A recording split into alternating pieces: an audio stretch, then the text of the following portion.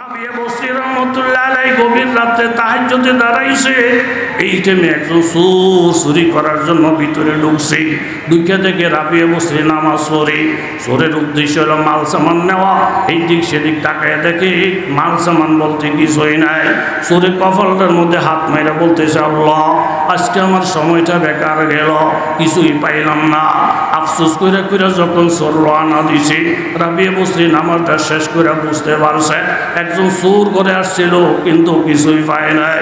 রাবিয়া বসরি ডেকে বলেন, বাবা রে, আমি বুঝতে পারছি তুমি চুরি করার জন্য আসছিলা। কি মাল নিবা বাবা? আমার ঘরে তো কোনো মাল সামানা নাই।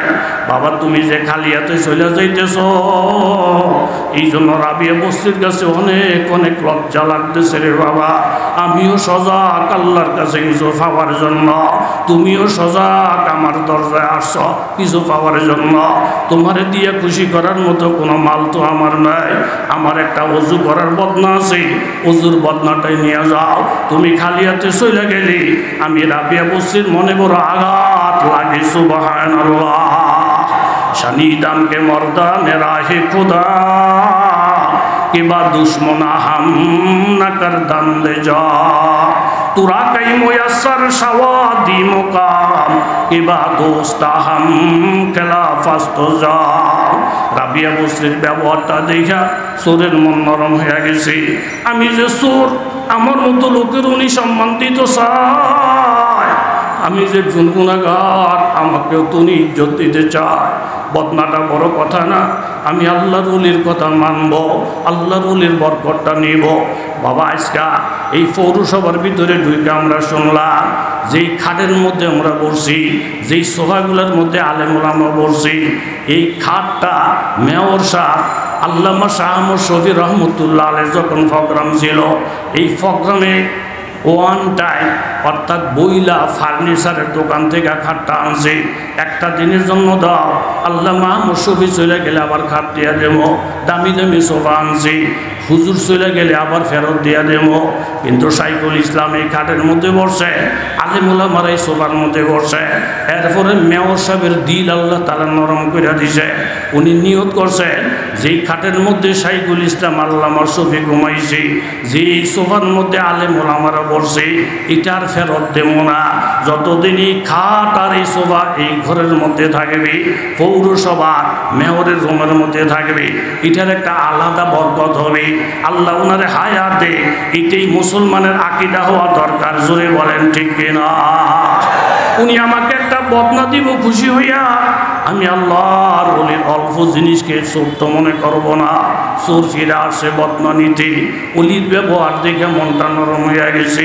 বাবা কাউকে গালি দিও না, তুই জাহান্নামী, তুই জাহান্নামী, তুই বেয়াদব, তুই বেকুব, তোর উপরে কোথার গজব, এইসব কথা বইল না বাবা।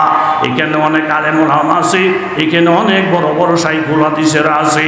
বুখারী শরীফের মধ্যে রিওয়ায়াত আছে 120 দিন যখন আপনার আমি মায়ের পেটে ছিলাম, এইভাবে যখন আমাদের এরকম গোস্তের টুকরা হয়ে গেছে, তখন একজন ফেরেশতা আইসা 4টা জিনিস লেখছে। তার মধ্যে একটা জিনিস হলো কে জান্নাতে যাবে, কে জাহান্নামে যাবে, এগুলা সব তকদিরের মধ্যে লেখা। দেখা যায় একটা লোক গুনাহ করছে, কিন্তু শেষ সময় সে ভালো কাজ করে জান্নাতে চলে গেছে। একটা লোক ভালো কাজ করছে, শেষকালে খারাপ কাজ করে জাহান্নামে চলে গেছে। এমন হইতে পারে কি পারে না? রাবিয়া বসরির ব্যবহারটা দেখে বড় খুশি। বদনাটা নিয়ে রওনা দিবে বা এই টাইমে রাবিয়া বসরি বললেন, দেখো বাবা, বদনার মধ্যে ওজুর পানি আছে, এগুলা দিয়ে আমি ওযু করব, কিন্তু বর্তমানে আমার ওযু আছে, পানিটা আমার লাগবে না। তুমি পানিটা ফালাইয়া দিও না রে বাবা, বরং এই বদনার পানিটা দিয়া জীবনের জন্য একবারের মতো ওযু বানাইয়া ফেল। সালেহাতু সঙ্গে বুদ্ধি দিল খরাস, সালেহাতু সঙ্গে বুদ্ধি দিল খরাস, আজমুদা এক জমানা খাকবাস, জুস में आए जो दरिया रहम का गिबर सद सालहु फखरे औलिया। আমাদের বুজুর্গ যারা, তাদের কাছে যদি কেউ যায়, আস্তে আস্তে তাকে আল্লাহর দিকে ঘুরিয়ে দেয়। জোরে বলেন ঠিক কিনা? চোরের মন নরম হয়ে গেছে। ফানিটা দিয়ে ওযু বানাইছে, বানাইয়া রোহানা দিবে বাপ। রাবিয়া বসরি বললেন, দেখো বাবা, কষ্ট করে যখন ওযুটা বানাইছো, আমি রাবিয়ার একটা দরখাস্ত, এই তাজা ওযুটা দিয়া আমার মাবুদের সামনে 2টা সিজদা কইরা দেখাইয়া দাও। সুর মনে মনে ভাবছে, এলেম নাই কালাম নাই, আল্লাহর ওলির কাছে আইসা আজকে ওযু বানাইলাম, এখন নামাজের কথা বলতেছি, আমি দাঁড়াইয়া যাই। দাঁড়াইয়া গেছে, এলেম কালাম নাই, রুকুর থেকে যখন সিজদায় গেছি, ওই দিকে রাবিয়া বসরি আল্লাহর কাছে কান্দে, আল্লাহ তুমি নিজে তো সাক্ষী গো আল্লাহ, এই লোকটা একটু আগে আমার ঘরে গেছিল, আমিও তোমার বন্দারে খালি হাতে ফিরাইয়া দেই নাই, তোমার বন্দাকে ঘুরাইয়া তুমি মাবুদের দরজায় না হাজির কইরা দিছে গো আল্লাহ। আমি রাবিয়ার দরখাস্ত, এই গভীর রাত্রের ফকিরকে তুমি খালি হাতে ফিরাইয়া দিও না। আসমান থেকে আলহামি আওয়াজ আসে, রাবিয়া সিজদা থেকে মাথা উঠা, আমার বন্দাকে সুসংবাদ দিয়া দাও। একজন আল্লাহর ওলির ঘরে আইসা আল্লাহর ওলির কথাবার্তা শুই না, ওযু বানাইয়া বন্দা যখন নামাজে দাঁড়ায় সিজদায় চলে গেছি, তুমি যেমন তাকে খালি হাতে ফিরাইয়া দেও নাই, বন্দা আমার সামনে এসে সিজদায় পড়ছে, আমি আল্লাহ তাআলা খুশি হইয়া বন্দার জীবনের সব গুনাহগুলো মাফ করে দিয়েছি। একজন ওলি দপ্তরে তার নামটা লেখাইয়া দিয়েছি, সে যদি ইস্তেকামত থাকে, মজবুতের সাথে আমল করতে থাকে, তাহলে রিজিকের জন্য চুরি ডাকাতি করতে হবে না, সম্মানের রিজিকের ব্যবস্থা আমি আল্লাহ করব। জোরে বলেন ঠিক কিনা? রাসূল হইতে পারে না, কথা জোরে বলেন ঠিক কিনা? খবর পাইছে লাইলি দুধ দিব মজনুকে, এখন একটা সিরিয়াল ধরে কয়, এই লাইলিয়াফা ওই কি আপনি বলে মজনুরের দুধ দিবেন, কহা তা আমি তো মজনু, নেও। পরের দিন আইসে মজনু, নেও নেও নেও, এরকম খাইতে খাইতে ফ্যাটটা মোটা করার পরে লাইলি কয় যে আজকা একটা ফেয়ালার মধ্যে একটা সুরিলে মজনুর কাছে যাও, গিয়ে বলবা যে যেই লাইলি এতদিন পর্যন্ত আপনার দুধ খাওয়াইছে, ওই লাইলি এখন আজকে আপনার থেকে রক্ত চায়, আপনি না লাইলির খুব পাগল, আপনার নাম না বলে মজনু, নিয়ে ফেয়ালাটা দিয়ে যখন ছুরিটা দিছে, এখন রক্ত দিতে হইব, শরীর কাঁপতে হইব, ও মজনুরই বিচারে, হ্যাঁ ও মজনুই সামনে, মা এতদিন আপনি দুধ খাইলেন, জিলাপি খাইলেন, জায়গায় জায়গায় আপনি গেলে সিন্নি খাইলেন, জানাবি সালাম আলাইকা কইলেন, মজনুর সামনে আপনি গেড়া, আমি হচ্ছি দুধ খাওয়াই না মজনু, ও হেন যে বেটা সুখে নিছে না খাইয়া, এই বেটা হইছে রক্ত দেবেন না মজনু। কথা জোরে বলেন ঠিক কিনা? এরকম দুধ খাওয়াই না মজনু, দুধ খাওয়াই না আসে বাংলার জমিনে আসে না নাই? নবীর উপরে যখন কোনো কথা আসবে, ইমান ইসলামের উপরে হামলা আসবে, তখন তোমরা ঘরে থাকতে পারো না, তোমরা নবীর মহব্বতের পরিচয় দিতে পারো না, জাফাইয়া যদি পড়তে পারো, তাইলে হইবা তোমরা রক্ত দেওয়া মজনু। কথা জোরে বলেন ঠিক কিনা? হুঙ্কার মারলেন, থাইমে গেছে, থাইমে গিয়া আমর ইবনুল আস রাদিয়াল্লাহু আনহু বলেন, নবীর প্রসঙ্গ উঠাইও না, তাইলে তোমাদেরকে একটা প্রস্তাব দে, তোমাদের মূর্তির নাক বা কি ভাঙছে, কোনো দলিল প্রমাণ নাই, এটার বিনিময়ে আমি আমর ইবনুল আস আমার নাকটা কাইটা দেব, এতে তোমরা খুশি না বেজার? হাজার হাজার খ্রিস্টান লাফাইয়া উঠছে আমর ইবনুল আস, আমাদের মূর্তির নাকের বিনিময়ে যদি আপনার তাজা নাকটা ভাই, এর থেকে পাওয়ার কিছু নাই, এর থেকে চাওয়ার আমাদের কিছু নাই। আমর ইবনুল আস বললেন, আগামীকাল 10টা বাজে তোমরা সব মিশরের চৌরাস্তায় জমা হইবা।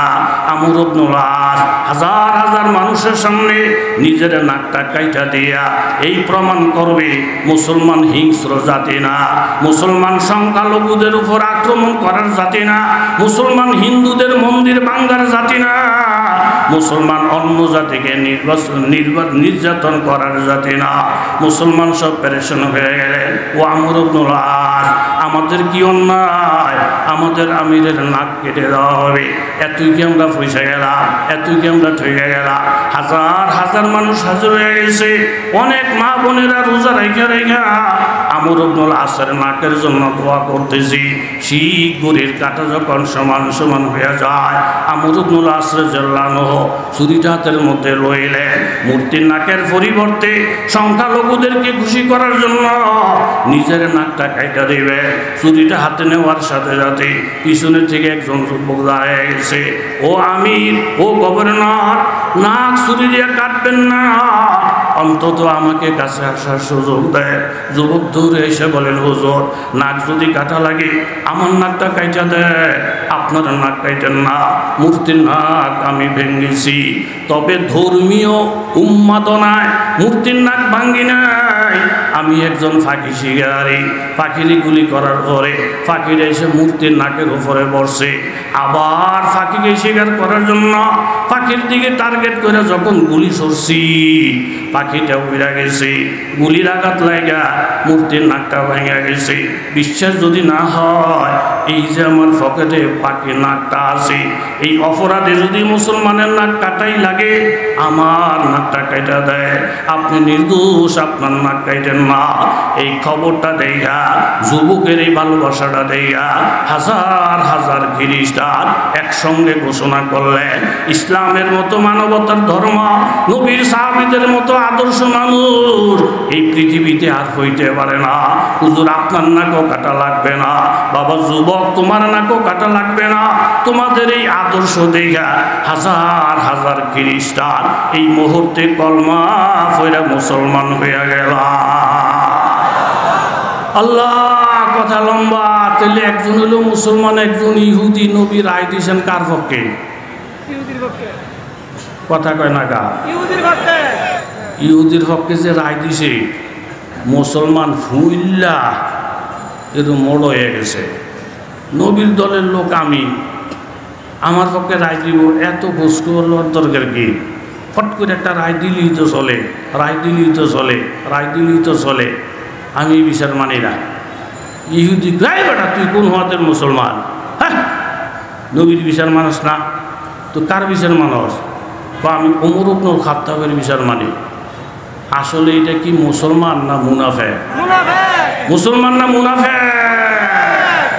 এতে ওমর ইবনুল খাত্তাবের বিচার মানে। হ্যাঁ, একটা আশা ভরসা হইল। ওমর রাদিয়াল্লাহু আনহু খুব রাগী।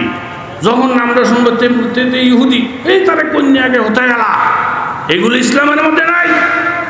ওমর রাগী, আমার নামটা শুনলেই তারে দৌড়াবে, আমার ফয়সালা দিবে। যাই হজরত ওমরকে বলেন, হুজুর আমি মুসলমান। এতে ইহুদি ইহুদি নবীর দুশমন, নবীর দুশমন জাগা লইয়া ঝগড়া। নবী ফট কইরা এর পক্ষে রায় দিয়েছে, তুই আমি রায় মানি না। আপনি কার রায় মানেন? আমি আপনার রায় মানি। ওমর ইবনুল খাত্তাব, ঘরের থেকে বারান্দা বড়, দায়ের থেকে আসার বড়। এই খাদ্যতের কিছু লোক আছে না নাই? হযরত ওমর কো, মাশাআল্লাহ, আপনার কি বক্তিও নবীরে আল্লাহ বানায় এলায়। আল্লাহ যেরকম গায়েব জানে, নবীও গায়েব জানে। আল্লাহ যেরকম সব জায়গায় থাকে, নবীও সব জায়গায় থাকে। বেশি বাড়াবাড়ি লক্ষণ ভালো না খারাপ? নবীর রায় থুইয়া আপনি আমারে মানে, আপনি দাঁড়ান, আসতেছি। গিয়া তলোয়ারটারে খুব মজবুত করে ধারাইছে, ধারাইয়া আসছে। আইসা তো কথাটা আগে কি বলছিলেন বলেন তো? নবীর রায় মানি না, আপনারে মানি। হযরত ওমর বলেন, নবীর রায় অমান্য কইরা ওমরের কাছে যদি কেউ নতুন কোনো বিধান, নতুন কোনো রায়ের জন্য আসে, তাইলে ওমরের অভ্যাস হইল তার কল্লাটাকে ফালাইয়া দেওয়া। এই বইলা একটা কোপ দিয়ে মুনাফিকের কল্লা ফালাই দিছে। জোরে গান সুবহানাল্লাহ। আল্লাহ জয় মুমিনকে নয়শান নইয়া, হারলা জয় মুমিনকে নয়শান নইয়া, गुफ्तार में रफ्तार में अल्लाह की बुरहान, कहारी वो गफ्फारी वो कुद्दूसी व जबरूत, ये चार अनासर हो तो बनता ही मुसलमान। হযরত ওমর মুসলমান হত্যা করে ফেলছে, এই খবরটা বাবা মদিনার অলিতে গলিতে চলে গেছে। সাহাবায়ে কেরাম চিন্তায় পড়ে গেলেন, কোরআনের মধ্যে বিধান আছে কেউ যদি কাউকে হত্যা করে আর সে যদি বিচার চায় তাহলে হত্যাকারীকে আবার হত্যা করা লাগে। এই কেসাসের মধ্যে গেলে হযরত ওমরের কল্লা পড়ে যাবে, হযরত ওমরকে শহীদ করে দেওয়া হবে। ওমরের মতো একজন সাহাবী যদি আমরা হারিয়ে ফেলি তাহলে ইসলাম ও মুসলমানের জন্য বিরাট ক্ষতি হয়ে যাবে। কেউ রোজা রাখে আল্লাহর কাছে দোয়া করে, কেউ আল্লাহর নবীর কাছে গিয়ে কান্নাকাটি করে। আল্লাহর নবীও পেরেশান, কোরআন অনুযায়ী তো ফয়সালা করতে হবে। আল্লাহর নবীর পেরেশানির সময় আল্লাহ তাআলা জিবরাইল আমিনকে পাঠাইলেন। সূরা বাকারার এই 65 নম্বর আয়াত দিয়া জিবরাইল আমিন আয়েশা বলেন, ইয়া রাসূলুল্লাহ, ইয়া হাবিবাল্লাহ, ওমরকে হত্যা করার ব্যাপারে আপনার কোনো চিন্তা ভাবনার দরকার নাই। যেই লোকটা নবীর হুকুম অমান্য কইরা আরেকজনের সংবিধান দাতা মানে, আরেকজনকে বড় মানে, নবীর হুকুমের উপরে আরেকজনকে হুকুম দেওয়ান না মানে, আল্লাহ তাআলার ফয়সালা এইটাই। এই ধরনের আকীদা বিশ্বাস যার থাকবে সে শুরুতে মুসলমান, আসল হলো মুরতাদ, আসল হলো নাস্তিক মুরতাদ। তারে যে ওমর হত্যা করছে এটা আল্লাহ তাআলার পছন্দ হয়েছে। জোরে বলেন সুবহানাল্লাহ। এই আয়াতের ভিত্তিতে আমরা বলতে পারি আল্লাহ নবীর ফয়সালাকে যদি কেউ অমান্য করে, আল্লাহ নবীর বিচারকে যদি কেউ অস্বীকার করে তাহলে সে মুসলমানের মধ্যে থাকে না, বরং নাস্তিকের মধ্যে, বেঈমানের মধ্যে তার নাম চলে যায়। শরীয়তের বিচার যেই দেশের মধ্যে থাকবে তারে জবাই করে দেওয়া ওয়াজিব হবে। জোরে বলেন ঠিক কিনা? হযরত ওমর রাদিয়াল্লাহু তাআলা আনহুর মুওয়াফাকাতে 12টা জায়গার মধ্যে বুখারী শরীফের riwayat 12 জায়গার মধ্যে আল্লাহ তাআলা কোরআনের আয়াত নাযিল করেছেন। বলেন ঠিক কিনা? মরুভূমি, কোনো গাছপালা নাই, কিচ্ছু নাই, রোদ। ওমর রাদিয়াল্লাহু আনহু চলছেন মরুভূমি দিয়ে। ওই দূরে এক যুবক, হাতের মধ্যে মদের বোতল। জোরে বলেন, হাতের মধ্যে কিসের বোতল? মদ খায়, লাভ দেয়, মদ খায়, লাভ দেয়। কারণ মদ খাইলে অনেকের মাথা মুথা ঠিক থাকে না। আমি এলাকার মধ্যে একবার রাত্রে ঢুকার সময় দেখি এক বেড়ায় কুকুরের 2টা ফাও আমজা করে দইরা গলার মধ্যে সুমাইতেছে, মামু মামু তুই আমার মাফ করে দে। আর ইরে কি, ইরে কি, তুই কুত্তার ফাও দইরা গলার মধ্যে সুমায়, মামু মামু মাফ করে দে, মাফ করে দে। এই কুত্তাটা ছুটে যায়, আবার গিয়ে দৌড় দিয়ে ধরে, দইরা আবার তার কাছে মাপ চায়। তো ফাঁসে দারোয়ানরা আছে, আমি গেলাম যে এই বেড়াকে হুজুর চিনি না, করতে জানি মদ খেয়েছে। এই আধা ঘন্টা পর্যন্ত কুত্তাটারে বাপ দেখে লেটাছে, এটা শুনে আবার গিয়ে ধরে, আবার মামু ডাহে, আবার এর কাছে মাপ চায়। মাথা ঠিক আছে নি? কথা কন্যাকা ঠিক আছে নি? ভাই লাযযাতিল লিশারিবিন, সূরা সাফাত।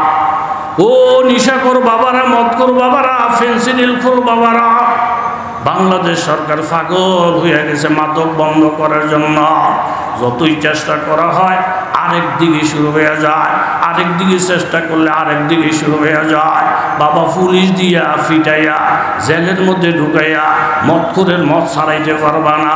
পুলিশ দিয়া ফিটাইয়া 10 বছরের জেল খাটাইয়া নিশাখোরের নিশা কমাইতে পারবা না।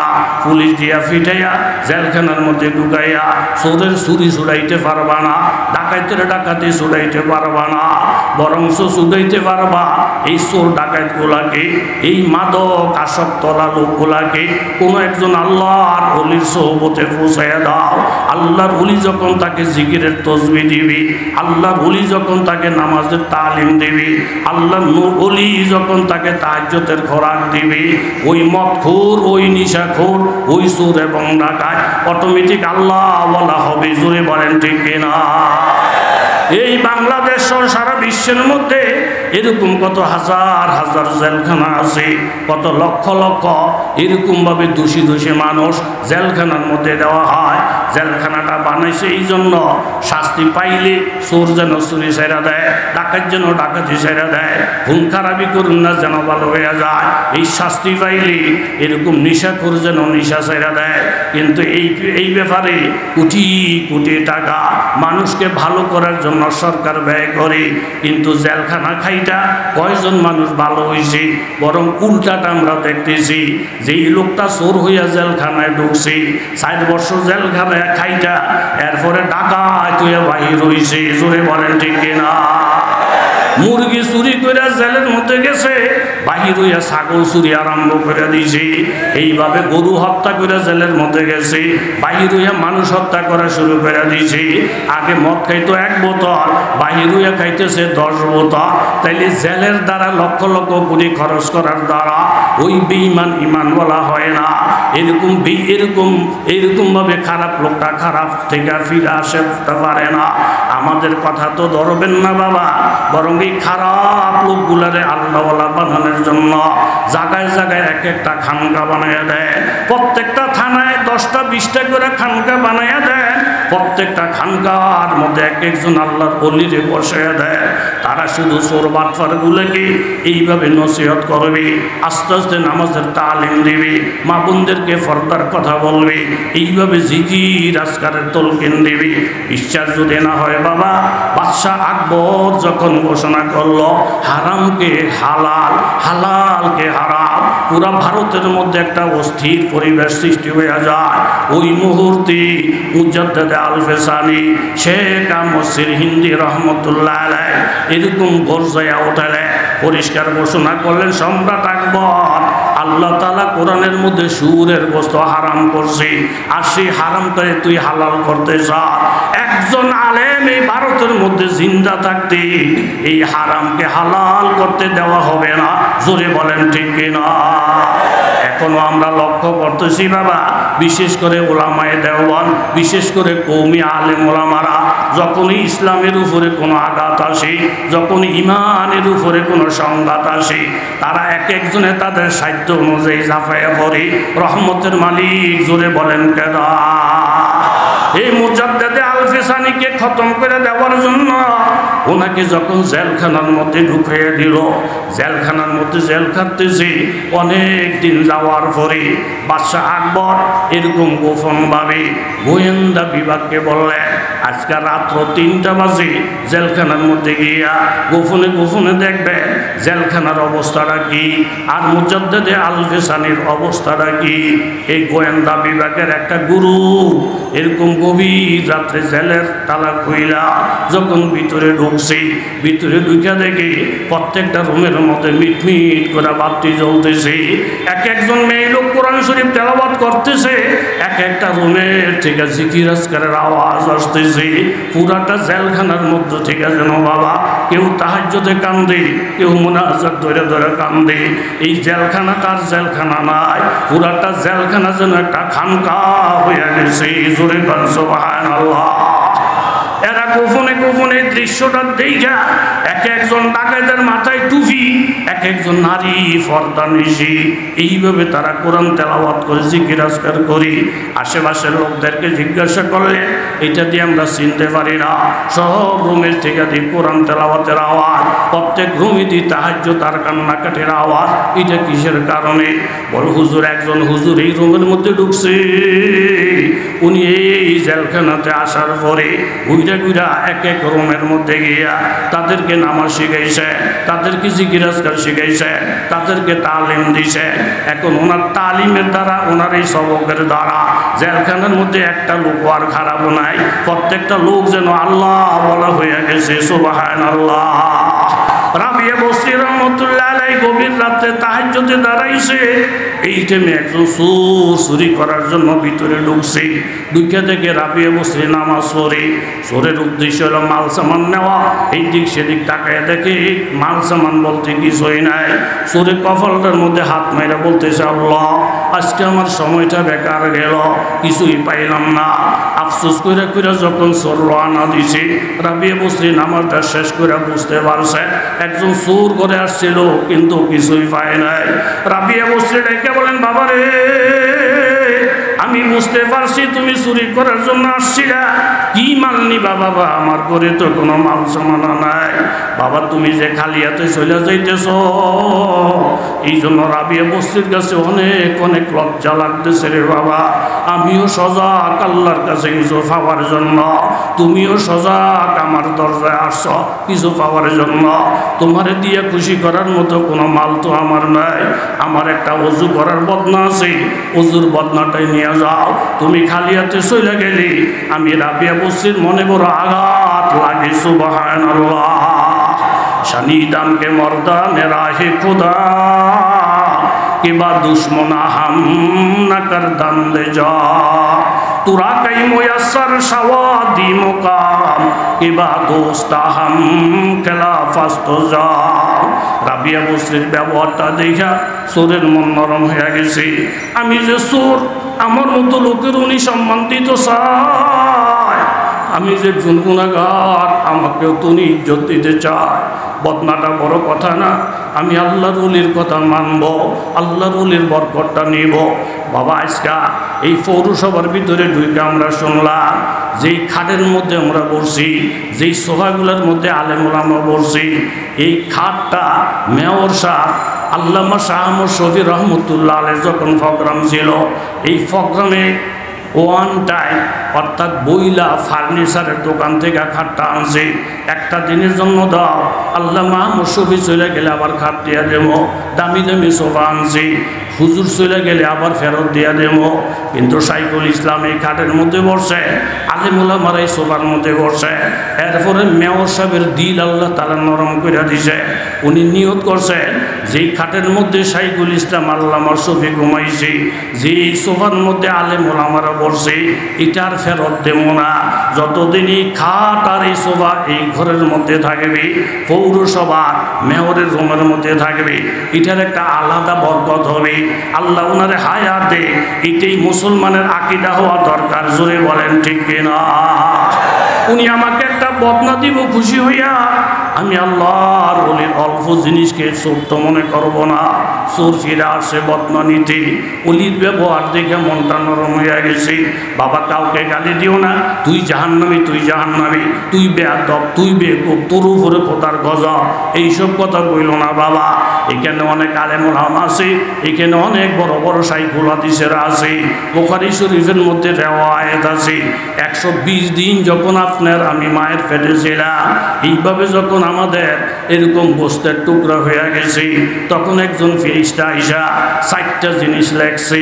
তার মধ্যে একটা জিনিস হলো কে জান্নাতে যাবে, কে জাহান্নামে যাবে, এগুলা সব তকদিরের মধ্যে লেখা।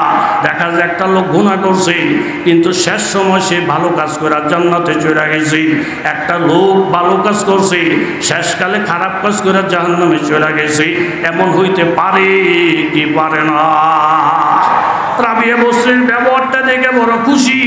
বদনাটা নিয়ে রওনা দিবে বা এই টাইমে রাবিয়া বস্তি বললেন, দেখো বাবা, বদনার মধ্যে ওজুর পানি আছে, এগুলা দিয়ে আমি ওযু করব, কিন্তু বর্তমানে আমার ওযু আছে, পানিটা আমার লাগবে না।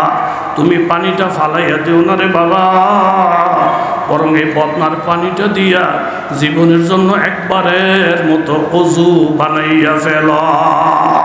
সালেহাতু সঙ্গে বুদ্ধি দিল খরাস, সালেহাতু সঙ্গে বুদ্ধি দিল খরাস, आजमूदा एक ज़माना खाकबास, जोश में आए जो दरिया रहमों का, गिबर सद सालह फखरे औलिया।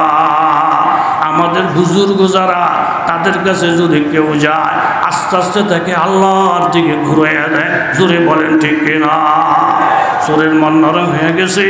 পানিটা দিয়ে ওযু বানাইছে, বানাইয়া রওনা দিবে বা রাবিয়া বস্তি বললেন, দেখো বাবা, কষ্ট করে যখন ওযুটা বানাইছো, আমি রাবিয়ার একটা দরখাস্ত, এই তাজা ওযুটা দিয়া আমার মাবুদের সামনে 2টা সিজদা কইরা দেখাইয়া দাও।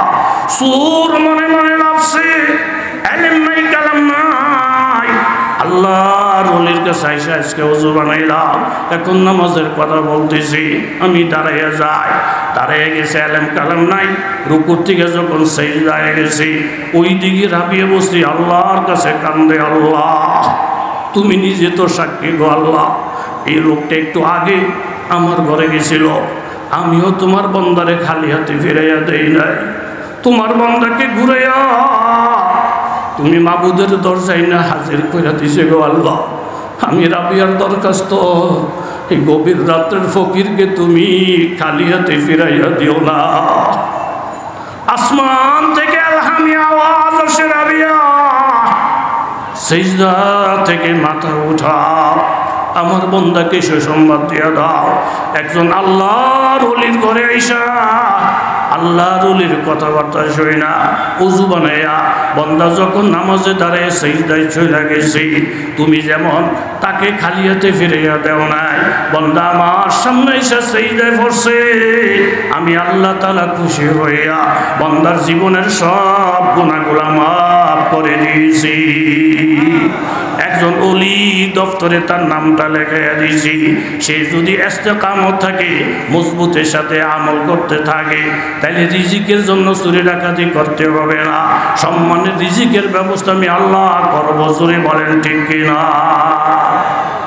মদ খায়া মাতাল, কথা মনে আসেনি?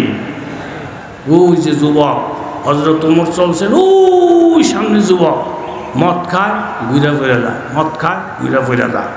কিছু কিছু মদ মানুষের মাথা ঠিক থাকে না। সূরা সফাতের মধ্যে আল্লাহ তাআলা বলেন, বাইদো আমি মাবুদ যে শরাবটা খাওয়াবো জান্নাতে,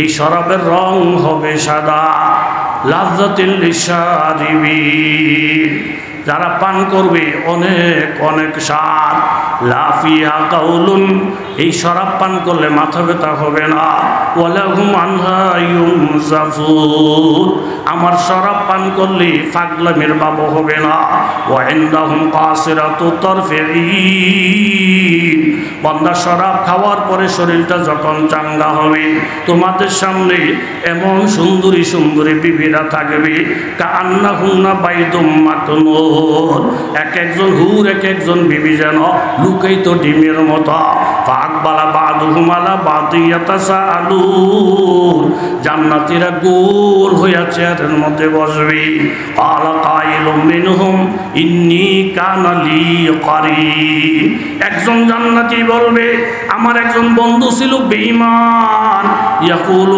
ইন্নাকা লামিনাল মুসাদ্দিকিন, ওই বেঈমান বন্ধু আমাকে বলতো, ও মুসলমান দোস্ত তোমরা কি এই কথা বিশ্বাস করো, আইযা মিতনা ওয়া কুন্না তুরাবা ওয়া ইযামা আইন্না লামাদিনুন, আমরা মৃত্যুবরণ কইরা মাটি হইয়া গেলে মিশা গেলে তোমাদের আল্লাহ কি আবার নতুন কইরা বানাবে?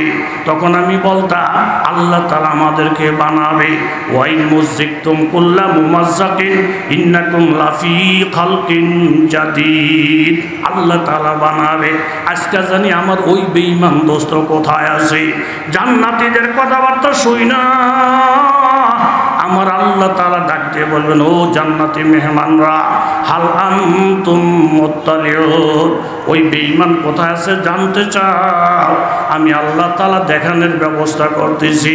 ফারাহু ফি সাওয়াইল জাহিম, নজর করে দেখবে ওই বেঈমান কাফের আর মুশরিক জাহান্নামের আগুনে দাউ দাউ করে জ্বলতেছে দেখা যায়। ক্বালাত আল্লাহ ইন কিত্তা লাতুরদিন ওয়ালাউলা নি'মাতু রাব্বি লাকুনতু মিনাল মুহদারিন। বাবা লম্বা কথা, সারাংশ হলো যুবকের হাতে কিসের বোতল? ঘুমাইয়া গেছেন আপনারা?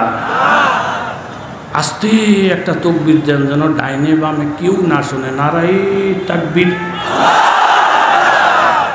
সে ইমান কিরমা পোক্তা, আল্লাহ কেবল আত্মাগুলো কুলায় না, আমগুলো যদি কটা অস্ত্র শস্ত্র দিয়ে সাইডে দিত, ইসরায়েলের ইহুদির ইন্দুরের বাচ্চাগুলারে এই শুধু আশা করি মুসলমানেরা বাঙালিরা ইন্দুরের মাথা যেমনি শেষে এমনি সেইসা দিতাম, কথা জোরে বলেন ঠিক না? কিন্তু দুঃখ হইলে আলেম ওলামারা দীর্ঘদিন পর্যন্ত এই জাতির সামনে বলতেছিল যে কিছু কিছু লোক আছে এই দেশে ইসলামের নাম ব্যবহার করে, তারা ইহুদিদের পয়সা খায়, ইহুদিদের দালালি করে। কিন্তু ইহুদিদের দালাল যে কারা এটা এতদিন আমরা সুস্পষ্ট বুঝতাম না। কিন্তু ফিলিস্তিনের সাথে ইসরায়েলের যখন যুদ্ধ লাগছে, যেই মুহূর্তে আমাদের অন্য অন্য জাতিরা পর্যন্ত ইসরায়েলিদের নিন্দা করে, আমাদের জাতিসংঘ পর্যন্ত নিন্দা জানায়, অন্য অন্য রাষ্ট্র পর্যন্ত নিন্দা জানায়, এই মুহূর্তে আমাদের দেশের কিছু লামোজাবি, অল্প স্বল্প কিছু লামোজাবি এইভাবে গুন্ডা দিয়া বলতেছে যে হামাস ইসরায়েলের উপরে যুদ্ধ শুরু করা এটা ঠিক হয় নাই। তাহলে আমাদের বুঝার আর বাকি নাই, এই মুহূর্তে ইসরায়েলের পক্ষে যারা কথা বলে তারা ইহুদির দালাল না, আস্থা ইহুদি। কথা জোরে বলেন ঠিক কিনা? বাস হুজুর আইসা বসে, কথা শেষ। এই বেটার হাতও কি কথা কন মতের বোতল। হজরত উমরকে দেখে থরথর থরথর করে কাঁপতেছে। কাছাকাছি যখন আসছে হজরত উমর জিজ্ঞাসা করি, সাথে সাথে যুবক তোবা করছে, আল্লাহ গো, উমরের হাত থেকে যদি আমারে বাঁচাও গো আল্লাহ, আমি কোনোদিন তুমি মাবুদকে ভুলব না। হজরত উমর বলে, যুবক তোমার হাতের মধ্যে কি? বলে, হুজুর আমার হাতের মধ্যে যদিও মদের বোতল, দেখতে যদিও দেখা যায় মদ লেখা, কিন্তু ভিতরে দুধ। হজরত উমর কয়, মাশাআল্লাহ, দুধ খাওয়া তো কোনো খারাপ না, তাহলে ভালোই করছে। যুবক কয়, আমি একটা মিথ্যা কথা বইলা উমরের হাত থেকে বাইসে গেছি, মদের দুধ কইয়া চালাইয়া দিয়েছি। একটু পরে হজরত উমর বলেন, বাবা মদের বোতলে যে দুধ বর্ষ এটা আমি উমর শুধু নিজের চোখে দেখতে চাই। কথাটা বলার সাথে সাথে যুবকের কলজায় পানি নাই, গোপনে গোপনে তওবা করলেন, আল্লাহ আমারে মাফ করে দাও, উমরের হাত থেকে আমারে ক্ষমা করে দাও। এখন তো উনি আমার বোতলটা চেক করবি। হযরত উমর যখন মদের বোতলটা হাতে লইয়া চেক করার জন্য মক্কাটা কইলা, ভিতরের দিকে যখন নজর করছে রে বাবা, নজর করে দেখা যায় বোতলের মধ্যে পুরা ফিউর দুধ দেখা যায়। উমর বললেন, বাবা তুমি ধন্য, তোমার কাজ ধন্য। কিন্তু যুবক উমরের পায়ে পড়ে গেছে, হুজুর আমার আল্লাহ তাআলা কত দয়ালু, আমার মতো একজন মদখোর, হাতের মধ্যে মদের বোতল, মুখের মধ্যে এখনো মদের দুর্গন্ধ। এই হালাতে আমি মাবুদরে ডেকে বলছি, মাবুদ আমার ইজ্জতটা বাঁচা। আমার মতো নাফরমানের কথায় মদের দুধ বানাইয়া দিয়া যে আল্লাহ তাআলা আমার মতো গুনাহগারের ইজ্জত বাঁচাইছি, এখন আমার আর বুঝার বাকি নাই। কোনো গুনাহগার যদি গুনাহ লইয়া মাবুদের দরজায় হাজির হইয়া দুই এক ফোঁটা চোখের পানি ছাড়তে পারে, বাবা আমার মাবুদ তারে মাহরুম করবে না। জোরে বলেন ঠিক কিনা? এই জন্য আমরা আল্লাহ ওয়ালাদের সাথে সম্পর্ক বাড়াইয়া দেই, আলেম ওলামার সাথে সম্পর্ক বাড়াইয়া দেই। এই আহলে সুন্নাতুল জামাতের সম্মিলন কেউ ছিলা কইরা কত বড় বড় আলেম ওলামা আমরা পাই। এটার মুরব্বীদের মধ্যে বড় মুরব্বী আল্লামা মুফতি মিজান সাহেব হুজুর, আরো বড় বড় আলেম ওলামারা। আল্লাহ এই সফল সম্মিলনকে সফল করেন। জোরে বলেন আমিন। ওয়া আখির দাওয়ানা আলহামদুলিল্লাহি রাব্বিল আলামিন। আসসালামু আলাইকুম।